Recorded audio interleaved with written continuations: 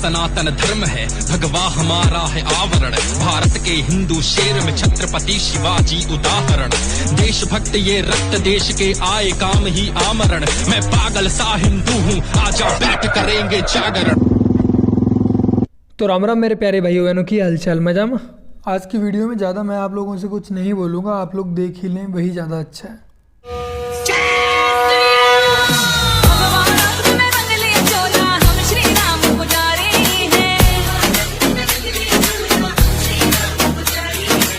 गुड़िया, आपका नाम बताइए। सायरा वी। आप ये जो शादी कर रही हैं, इसमें किसी प्रकार का कोई जोर दबाव तो नहीं है आप पर? नहीं। अपनी मर्जी से कर रही हैं? अपनी मर्जी से कर रही हूँ। बिल्कुल सच बोल रही हैं? हाँ, सच बोल रही हूँ। ठीक। और यहाँ पर आपने जो शपथ पत्र दिया है, एफिडेविट दिया है, उसमें आपने कहा है कि मैं हिंदू रीति रिवाज में विश्वास रखती हूँ। हाँ। और हिंदू रीति रिवाज से व्यवहार करना चाहती हूँ। तो आपके कहे अनुसार, आपके शपथ पत्र के अनुसार हम आपका हिंदू रीति रिवाज से देवी देवताओं के पूजन के साथ पाणी ग्रहण संस्कार, विवाह संस्कार करा रहे हैं। ठीक है? ठीक है। ठीक है। That this right here is one of the most exciting facts in our world today. Over 14,000 Indians will leave their Hindu idolatry today and embrace Jesus. Now, I use that in a kind of just a general, denominational type of term. 14,000 every single day. Click, click, click. What an open door. When a young person there decides they're no longer going to worship rocks and sticks and stones and critters, then they start looking for the truth. And that's when they come to us. You see, because that is what happens in India.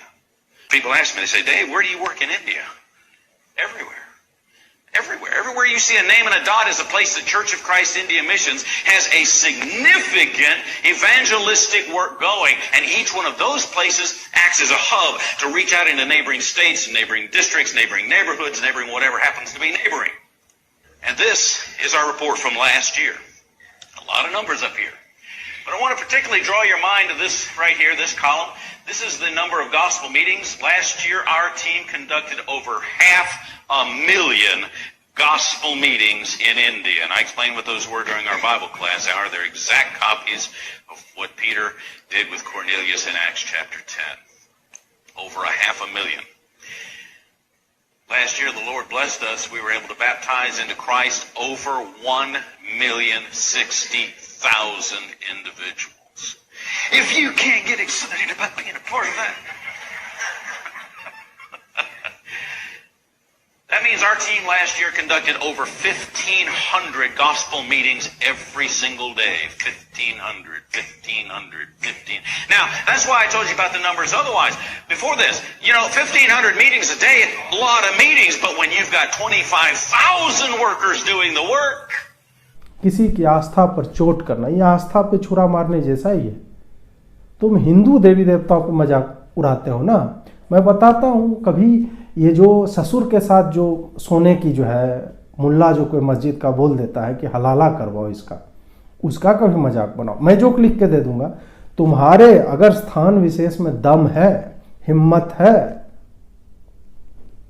है और जहां से भी तुम अपनी शक्ति पाते हो ना, जाके बोल तो दो लाइन हलाला पे कभी क्रिएट करो ना। बोलो ना कि मेरी माँ के साथ ये हुआ था और फिर मेरे पापा ने उसे तलाक दे दिया, फिर उसको बोला कि जाओ मेरे दादाजी के साथ हलाला करो। ये सब जोक मारो ना, बहुत लोग हंसेंगे भाई। ये जोक मारो, 3 तलाक पे कभी जोक मारो। वो जो बच्चों के अंग जो है काट छांट दिए जाते हैं, उस पे जाके चुटकुले बनाओ। अपने इतिहास के बारे में चुटकुले बनाओ ना कि एक आदमी की कितनी बीवियां थी, उसकी उम्र क्या हुआ करती थी। अपने रिलीजन के सिंबल्स के ऊपर बनाओ, अपने मजहब के ऊपर बनाओ। क्योंकि कॉमेडी तो भाई किसी भी चीज पे हो सकती है।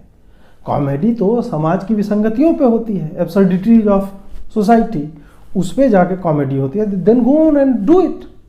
उसमें फिर माँ की गाली दो, बहन की गाली दो, which comes very naturally to you guys, वो दो। उसके बाद देखो कि how many people are laughing. कभी जो तुम्हारा रिलीजियस गैदरिंग होता है वहां पे जाके ऐसी चुटकुलेबाजी करो।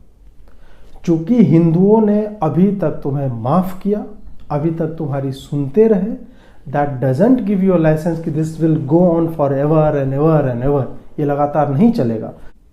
और तुम्हारे जितने पुरोधा हुए हैं तुम्हारे धर्म के, मजहब के, धर्म तो है नहीं तुम्हारा, मजहब के, उनसे मतलब इंस्पिरेशंस ड्रॉ करो। अगर जरूरत हो I will do this free of cost, तुम्हें जाके सिर्फ बोलना है। और मेरी कॉमेडी भी काफी ठीक ठाक होती है। हिम्मत है, माँ बाप ने मतलब तुमको अगर उस तरह से तैयार किया है, दम है, तो आओ, मैं चुटकुले लिख के देता हूं और तुम जाके उसको बोलो। बीजेपी के लोग राहुल गांधी जी को पप्पू क्यों बोलते? दिल्ली एयरपोर्ट पर विदेश से एक कुत्ता आया, और विदेश से जब कुत्ता आया तो भारतीय कुत्तों ने उसका स्वागत किया। स्वागत करने के बाद जगह जगह ले गए, उनको घुमाए टहलाए, तो 2-4 महीना बीत गया। उसके बाद भारतीय कुत्तों ने सोचा कि 2-4 महीना बीत गया, आखिर ये यहाँ से जाएंगे तो कब जाएंगे। तो एक दिन सारे भारत के कुत्तों ने जो है जाके विदेशी कुत्तों से आग्रह किया, कहा ये बताओ इतने दिन हो गए, 2 महीना 4 महीना बीत गया, आखिर कब तक तुम्हारी यहाँ रहने की इच्छा है। तो कहे हम यहाँ से जाने के लिए थोड़ी आए हैं। तो बोले तब, कहे हम यहाँ की नागरिकता प्राप्त करने आए हैं। कहे यहाँ की नागरिकता प्राप्त करके आप क्या करोगे। तो उन्होंने कहा ऐसा है, भारतीय कुत्तों ने कहा आपके यहाँ सोने की बढ़िया व्यवस्था है, एसी में सोते हो, डल्लब के गद्दे में आप सोते हो, और यहाँ की नागरिकता प्राप्त करके आप क्या करोगे।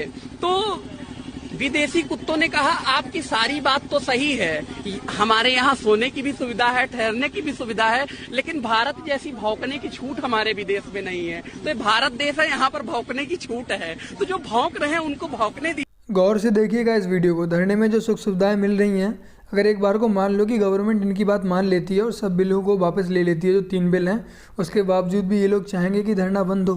बिल्कुल भी नहीं चाहेंगे।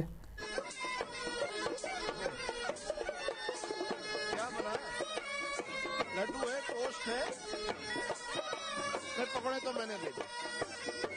मैं यहाँ आपकी आवाज सुनने आया हूँ। अरे वाह, ये क्या डाल रहे हैं? चेरी है, चेरी बोलते हैं। अच्छा, खीर में चेरी है। अरे वाह, फर्स्ट क्लास। इसे कहते हैं असली पंजाब की खीर। बिल्कुल। मैं भी थोड़ा खिलाऊं सदा जी? कैसे है? चम्मच? वाह वाह, बड़ी अच्छी बनाई है, गरम खीर। First class. गरम रखा आपने, बिल्कुल गरम। मैं यहाँ आपकी आवाज सुनने आया हूँ। सदा जी क्या खिला रहे हैं? अरे वाह, सरसों का साग, सर्दी का महीना है, थोड़ा खिला लीजिए उनको पहले। अरे वाह, थैंक यू सदा जी, थैंक यू सो मच। अरे वाह, अपने हैं सारी ह्यूमनिटी है। थोड़ा तीखा है सरदार जी, तीखा है। मैं यहाँ आपकी आवाज सुनने आया हूँ। Oh, the rush has begun for the foot massage. Aha, lovely. मैं यहाँ आपकी आवाज सुनने आया हूँ। अच्छा सदा जी, क्या बना रहे हैं? अरे लस्सी, वेरी गुड। यार आप तो बड़े खाना पीना मुझे बड़ा अच्छा दे रहे हो, खीर से लेके सरसों का साग और नाव लस्सी।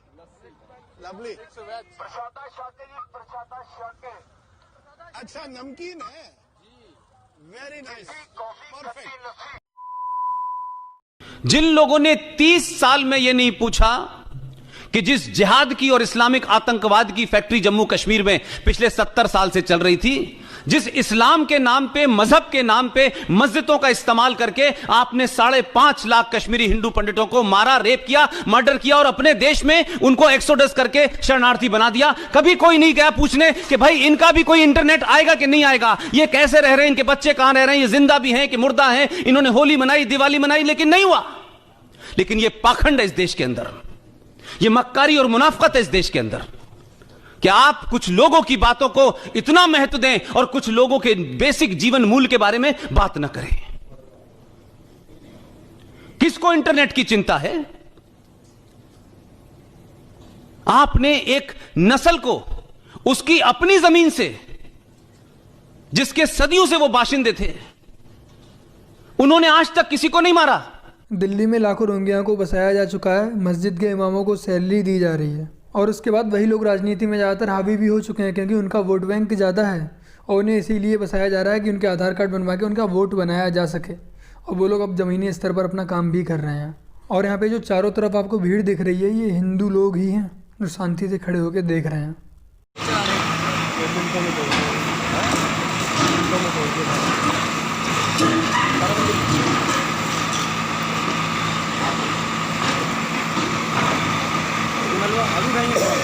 अभी उठाएंगे गाड़ी नहीं आती कल उठाने।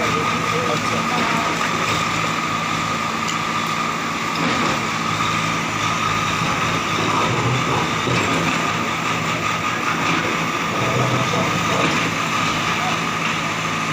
ड्रोन कैमरा घूम रहा है, मानता नहीं है। ड्रोन कैमरा डिजाइन तो कर रहे हैं।